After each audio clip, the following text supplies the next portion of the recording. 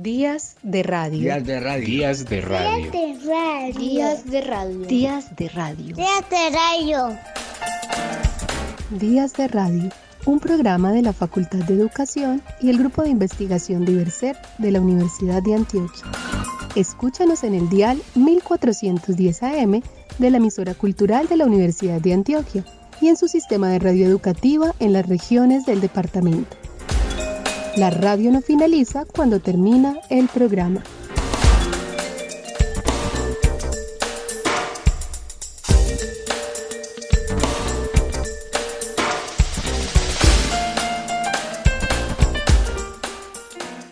Aceleración de la historia. Escribo unas palabras y al mismo ya dicen otra cosa. Significan una intención distinta. Son ya dóciles al carbono 14. Criptogramas de un pueblo remotísimo que busca la escritura en tinieblas. Hola, con este poema del escritor mexicano José Emilio Pacheco les damos la bienvenida a Días de Radio. Hoy tenemos para ustedes un programa sobre el patrimonio. Isabel Cristina Velázquez nos lo presenta como un conjunto de hilos de material intangible y en esa misma línea se inscribe la invitación que hace Elizabeth Patiño de convertir los objetos de casa en contadores de historia. Marina Quintero nos relata el tránsito que hizo el vallenato, género musical autóctono, para convertirse en patrimonio inmaterial de la humanidad. Astrid Carolina Rodas hace una breve historia de los museos y Jessica Lorena Vélez nos presenta a Pedronel Gómez, artista apasionado y visionario polifacético. Esperamos que disfruten este programa.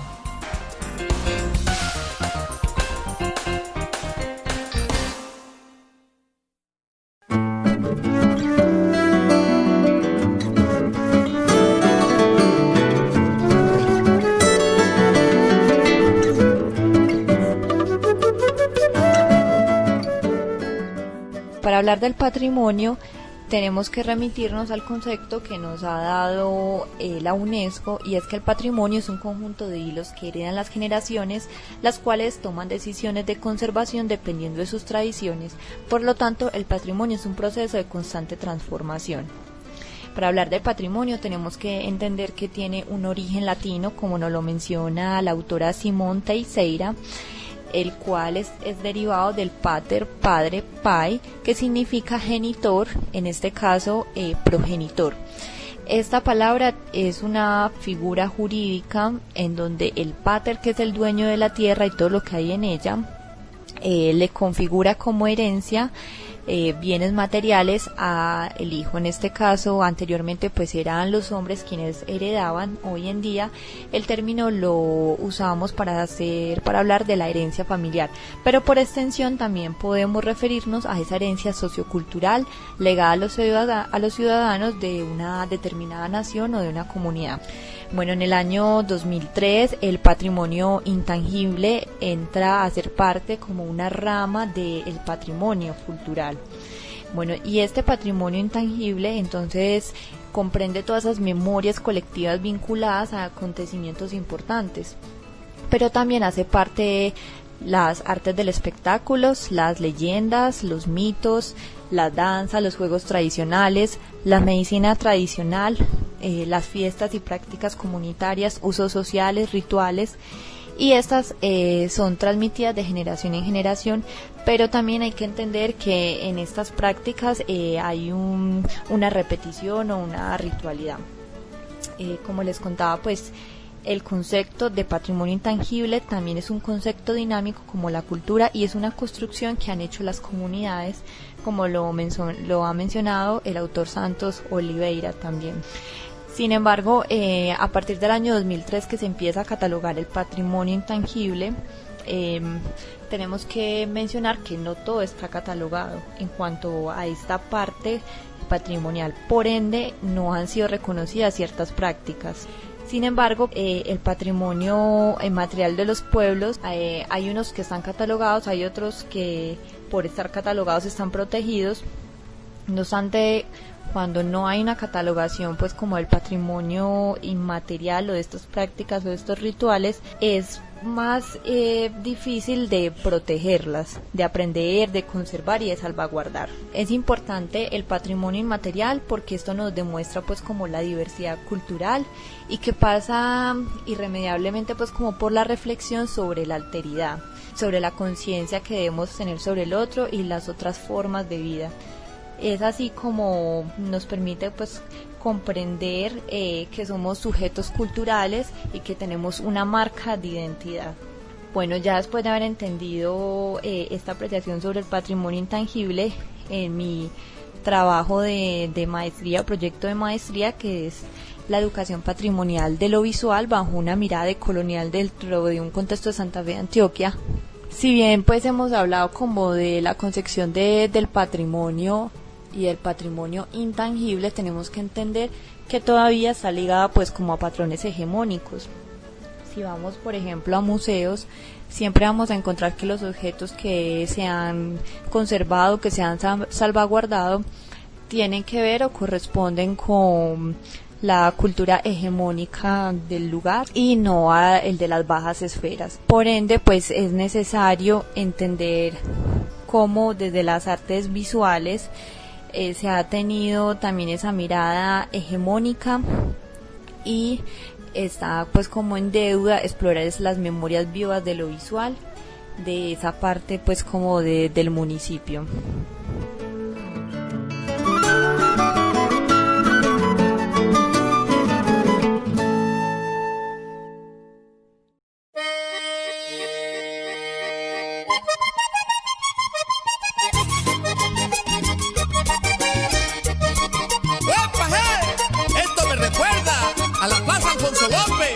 Cinco esquinas, a la calle del Cesar.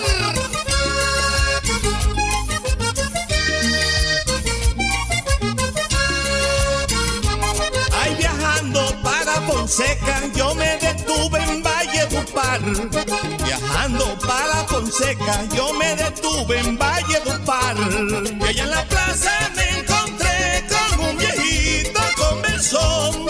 Y al pasar le pregunté: oye, compadre, ¿cómo se llama usted? Y allá en la plaza me encontré con un... Compadre Rosendo, usted que sabe componer sus versos que a mí me gustan tanto, ¿qué está pasando con el vallenato que ya no se parece? Este interrogante, expresado por un campesino cordobés al maestro Rosendo Romero Ospino, es una de las preocupaciones identificadas por la mayoría de las generaciones anteriores a la actual, asentadas en la región caribe colombiana.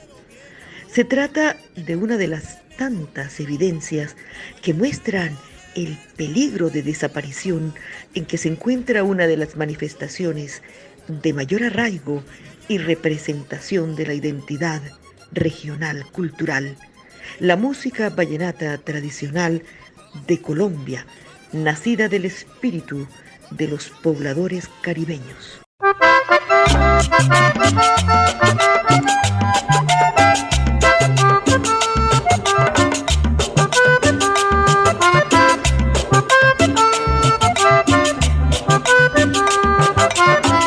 Un mediodía que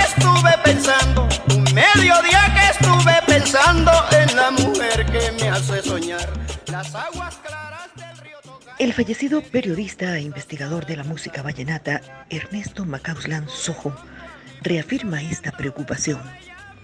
Dice: aún por estos tiempos no muy consecuentes con este propósito, el vallenato se hizo para contar historias y para reflexionar.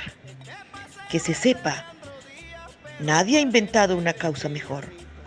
Podrá haber todo un movimiento lacrimoso y estribillista como el que ahora se impone, pero el género sigue siendo de genoma literario.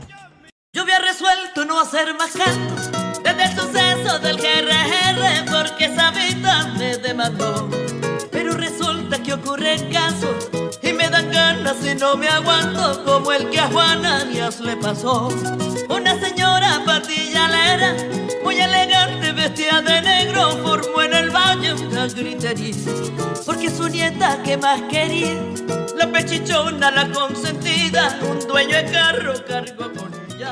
Todas estas consideraciones apuntan al convencimiento que expresa el Nobel García Márquez cuando se refiere a la riqueza artística y literaria de la canción vallenata.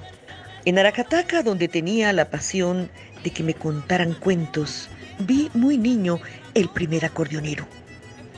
El hombre empezó a contar una historia y para mí fue una revelación cómo se podían contar historias cantadas, cómo se podía saber de otros mundos y de otra gente a través de una canción.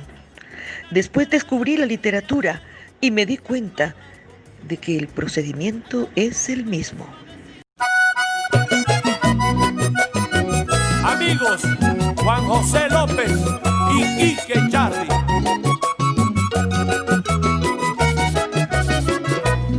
Compadre Toño, supe que murió Morales. El mismo caso puede sucederme a mí.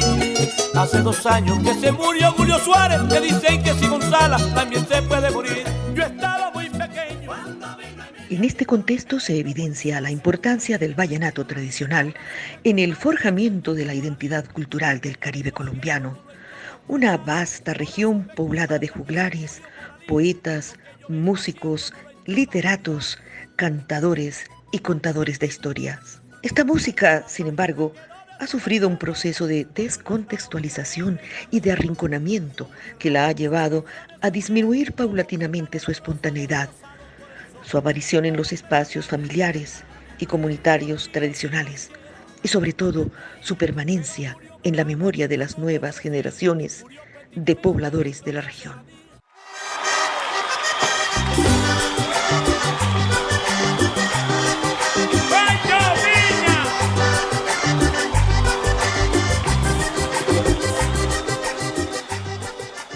En el año 2014, la música vallenata tradicional fue clasificada como Patrimonio Cultural de la Nación e incluida en la lista representativa de Patrimonio Cultural Inmaterial con su respectivo plan de salvaguardia.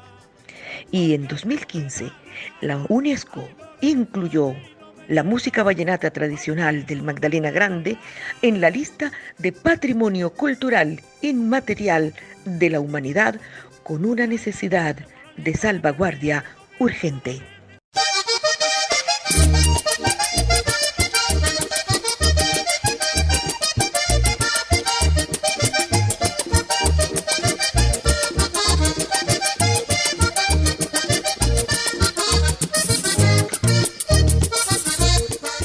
Esperamos entonces que la salvaguardia de los aires tradicionales de la música vallenata contribuya a fortalecer el interés de las nuevas generaciones por la raíz tradicional del género, su función integradora dentro de la sociedad y su labor comunicadora y crítica con la historia y el acontecer cotidiano.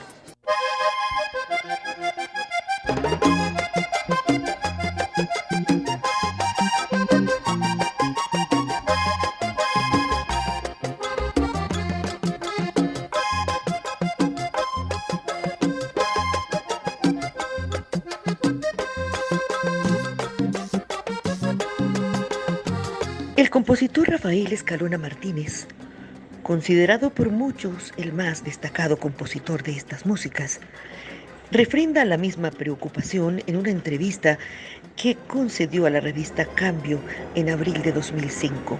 Dice: "Lo mío es una especie de crónica costumbrista llena de historias reales sobre nuestras costumbres, cosas y personajes, de contenido poético en el que camina muchas veces algo de retórica y de metáfora. El vallenato que actualmente se hace es diferente al paseo original, tanto en su música y poética como en su gramática. Otras fusiones musicales que han aparecido con el nombre de vallenatos son solo eso, fusiones".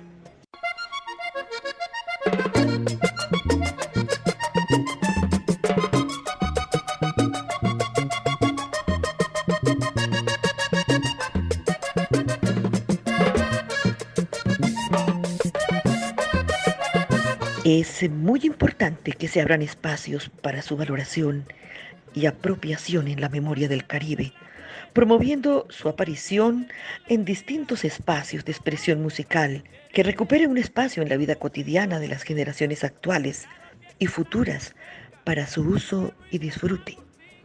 Con esto en mente, se realizaron reuniones, encuentros, foros, conversaciones y tertulias con distintos actores interesados en la salvaguarda del vallenato tradicional como patrimonio cultural inmaterial de Colombia en riesgo de desaparición. Y de ese proceso surgió un plan especial de salvaguarda. Y como le adoría, que me hace la perdona.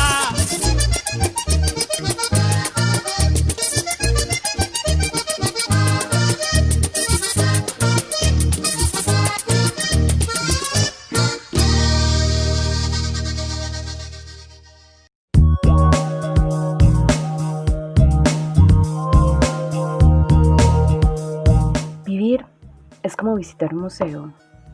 Solo al final de la visita puedes dar cuenta de la belleza que has contemplado, de lo mucho que has visto y que has sentido al pensar en ello y recordarlo, porque durante toda la visita no tienes tiempo para hacer todo eso. Esta cita pertenece a Audrey Hepburn, una actriz y activista británica considerada una leyenda femenina en el cine estadounidense.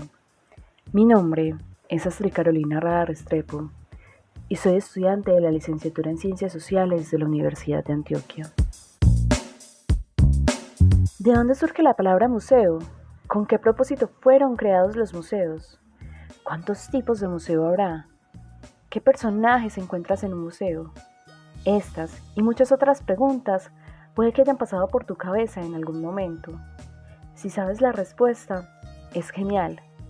Puedes iluminar al mundo con tu conocimiento. Y si no, en esta serie te contaremos de qué trata. ¿Has ido alguna vez a un museo? No sé tú, pero a mí me parece que son sitios súper aburridores. Hay un montón de cosas viejas, un silencio abrumador y no se puede tocar nada. Mi mamá me dice que tengo una idea errónea de los museos, que debería buscar un poco más, y como no aguanta la curiosidad, me pondré a investigar. Aunque no puedo buscar toda esa información en un abrir y cerrar de ojos. Deberé organizarme. Después de pensarlo un rato, he decidido que primero buscaré sobre el por qué le pusieron ese nombre. Muy raro, ¿no? Disque museo. Chicos, encontré algo súper fabuloso. ¿Quieren que se los cuente? Bueno, no importa. Si no quieren, igual se los contaré, porque sé que les encantará. Imagínense que esa palabra surgió de otra palabra que es museion. Y según la mitología griega, esta era la casa de las musas. Y si ahora se preguntan qué son las musas, pues también lo investigué. Las musas eran todas hermanitas y eran hijas de un señor que ya muchos conocemos, el tal renombrado Zeus, que tenía el título de padre de los dioses. En fin, resulta que todas las musas tenían algo en lo que eran muy buenas y por eso las conocían. Por ejemplo, Calíope y Érato eran unas tesas en la poesía. Euterpe le encantaba la música. A Urania la astronomía, como a mí. Y así todas las hermanas, que en total eran 9, tenían algo diferente que les gustaba mucho. ¿Y saben qué era lo mejor? Su principal misión en la vida era la protección de esas artes. ¡Qué lindo! Ahora ya no me extraña que en los museos cuiden tanto las cosas que tienen. Me imagino que las musas están pendientes de proteger su arte. Y si alguien daña algo, podrían enfurecerse. Pero esto no acaba aquí, pues también investigué otra cosita. Los museos no exhiben solamente arte. También exhiben todo tipo de objetos que han sobrevivido a través de la historia y nos sirven un poco para saber sobre cómo era la vida antes.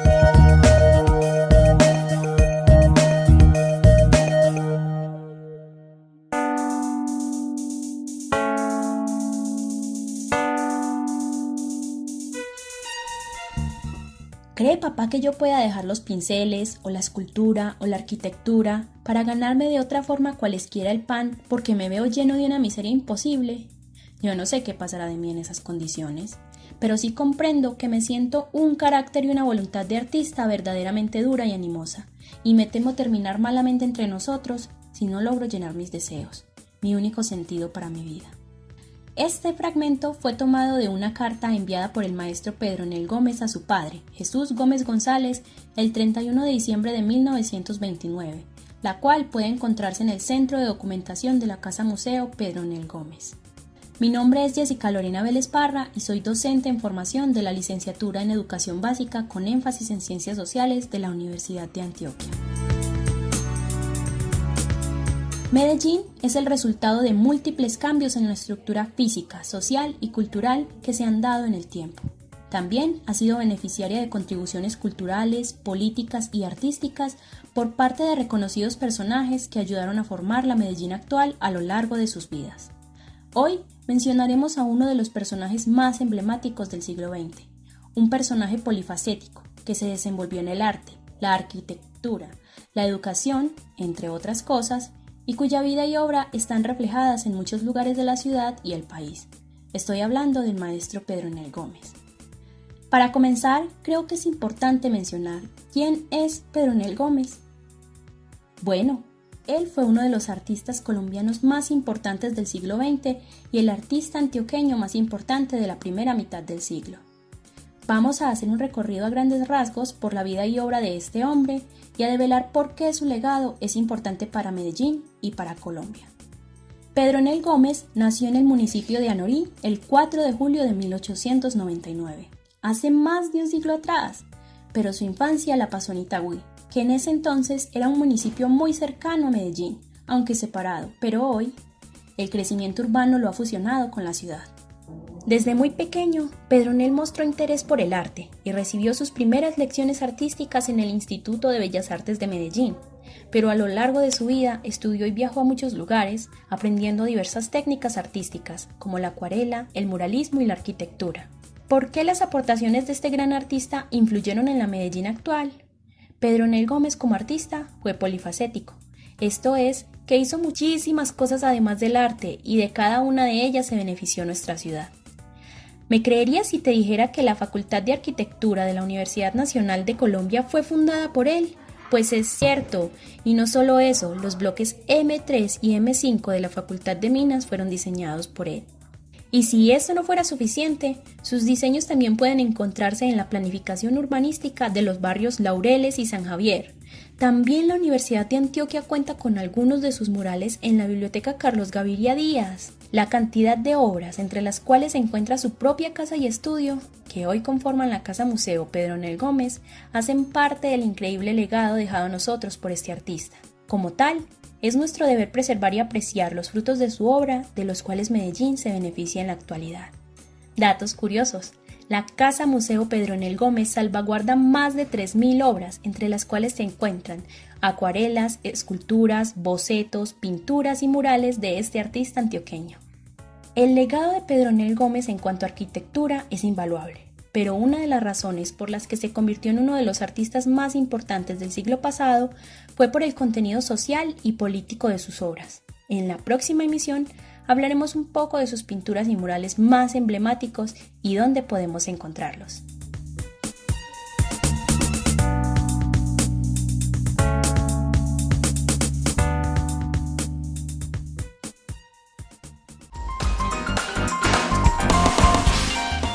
Recuerda que puedes escucharnos en el dial 1410 AM de la emisora cultural de la Universidad de Antioquia y en su sistema de radio educativa en las regiones del departamento. También puedes escucharnos en internet a través del portal de la universidad. Y si quieres comunicarte con nosotros para enviar tus experiencias con la radio, escríbenos a comunicacioneseducacion@uda.edu.co o síguenos a través de las redes sociales Facebook y Twitter de la Facultad de Educación de la Universidad de Antioquia. Días de radio. Días de radio. Días de radio. Días de radio. Días de radio. Días de radio. Días de radio. Un programa de la Facultad de Educación y el Grupo de Investigación Diverser de la Universidad de Antioquia. Escúchanos en el dial 1410 AM de la emisora cultural de la Universidad de Antioquia y en su sistema de radio educativa en las regiones del departamento. La radio no finaliza cuando termina el programa.